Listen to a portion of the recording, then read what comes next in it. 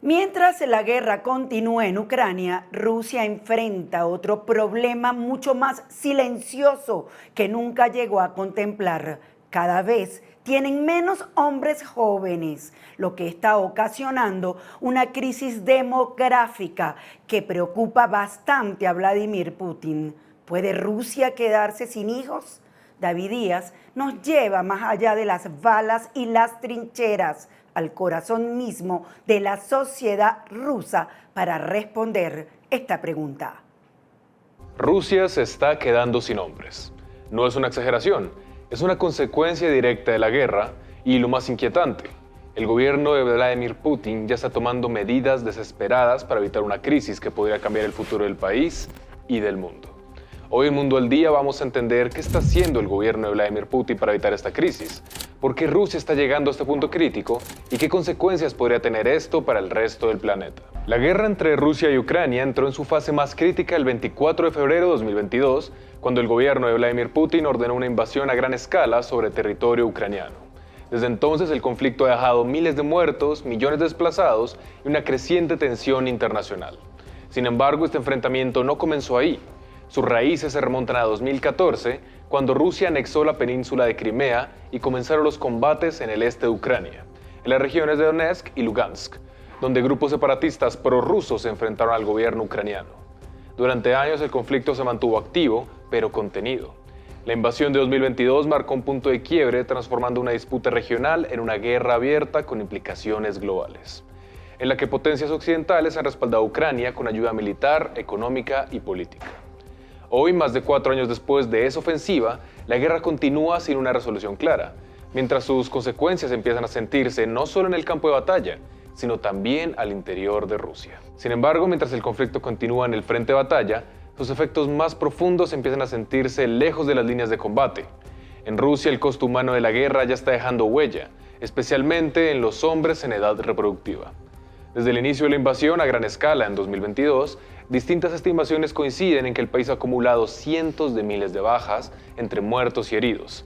Aunque las cifras varían según la fuente, algunos análisis sitúan el número total de bajas en más de 1 millón, con cientos de miles de fallecidos. Más allá del número, lo relevante es quiénes están siendo afectados.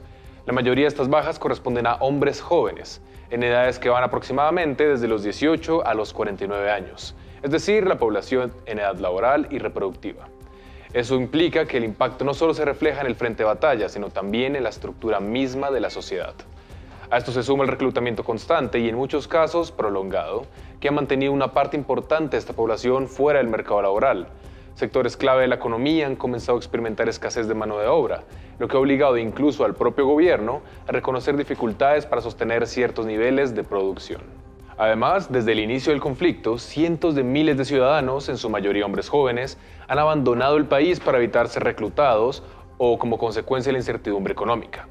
Esta migración, sumada a las bajas en combate, profundiza una tendencia que ya comienza a ser visible: una disminución progresiva de la población masculina en edad productiva. En conjunto, estos factores configuran un escenario en el que la guerra no solo está cobrando vidas, sino también reduciendo de manera sostenida el número de personas que sostienen la economía, forman familias y garantizan el relevo generacional en Rusia. En 1990, la población de Rusia era de aproximadamente 148 millones de habitantes. Hoy es de 143 millones, y el estar enviando a la mayoría de sus hombres a la guerra no ayuda a esta bajada de población. El presidente de Rusia, Vladimir Putin, y su gobierno están fomentando tener más hijos por medio de varios incentivos, pero sin duda uno de los que más ha llamado la atención es el de revivir una antigua política soviética llamada Madre Heroína, en el que se premia con incentivos económicos inmensos a las mujeres que tengan 10 hijos o más, además de ser reconocidas como heroínas nacionales. Otras medidas van desde incentivar a las niñas de escuelas e institutos a dar a luz incluso antes de graduarse, promoviendo becas y ayudas económicas. El gobierno de Vladimir Putin presenta la disminución de la población rusa como una cuestión de supervivencia nacional. En 2024 ya había advertido que el país se enfrentaría a la extinción si no aumentaba su tasa de natalidad. Según la nueva directiva oficial, los médicos deben invitar a las mujeres de entre 18 y 49 años a consultas médicas anuales destinadas a evaluar su salud reproductiva. Estas recomendaciones también prevén consultas similares para los hombres de la misma edad, pero únicamente con el fin de evaluar su estado de salud física, sin recurrir a psicólogos. En los últimos años, Rusia ha endurecido la legislación sobre el aborto y promovido las familias numerosas, que son glorificadas en los medios de comunicación y se benefician de una multitud de ventajas económicas y sociales concedidas por el Estado. Pero el tema no termina allí, ya que no solo se motiva a tener hijos. Desde noviembre de 2024 se prohibieron todos los mensajes en medios de comunicación que fomentaran el no tenerlos. Las multas para quienes apoyen públicamente ese estilo de vida pueden llegar hasta los 40.000 euros. Sin embargo, y a pesar de todos los esfuerzos, los números no muestran que las medidas estén funcionando. La mayoría de los rusos jóvenes no están interesados en tener hijos durante un momento tan tenso como una guerra, y el gobierno lo sabe. Así que está jugando su segunda carta, la inmigración. En los últimos años se ha facilitado el trámite de permisos de trabajo y acceder a la ciudadanía rusa. Pero hay cierta desconfianza por el hecho de emigrar a un país en guerra, necesitado de soldados. Aún así, Rusia ha comentado la intención de dejar entrar a 1 millón de hombres jóvenes de la India, calificados en los próximos meses o años para suplir la mano de obra faltante.